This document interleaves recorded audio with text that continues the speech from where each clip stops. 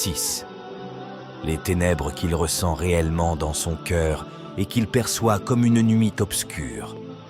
Les ténèbres des péchés recouvrent son cœur comme l'obscurité recouvre sa vue.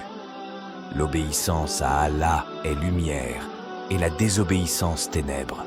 Et plus ces ténèbres s'épaississent, plus le désarroi du serviteur augmente jusqu'à tomber dans les innovations, les égarements et les actes menant à la perdition, sans qu'il ne s'en rende compte. Il est comme l'aveugle qui sort seul dans la nuit noire, sans personne pour le guider. Ces ténèbres s'intensifient jusqu'à apparaître dans le regard, puis sur tout le visage, et devenir une noirceur que tout le monde peut voir. Ibn Abbas a dit « La bonne action est lueur sur le visage, lumière dans le cœur, élargissement des richesses, force du corps et amour dans le cœur des hommes. La mauvaise action est noirceur sur le visage, ténèbres dans le cœur, faiblesse du corps, diminution de la subsistance et haine dans le cœur des hommes. » 7. Les péchés affaiblissent le cœur et le corps.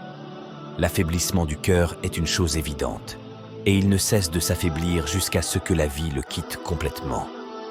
L'affaiblissement du corps s'explique par le fait que le croyant puise sa force du cœur. Plus son cœur est fort, plus son corps l'est.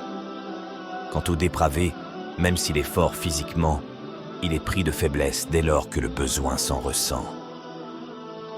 Sa force le trahit au moment où il en a le plus besoin.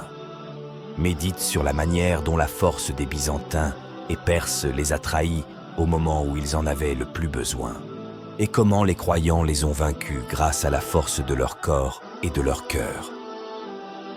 8. La privation de l'obéissance à Allah.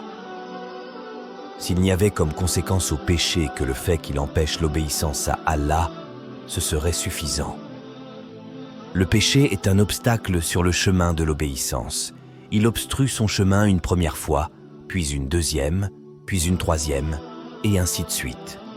Ainsi, le péché empêche d'accomplir beaucoup d'actes d'obéissance, alors qu'un seul acte d'obéissance est meilleur que ce bas monde et tout ce qu'il contient.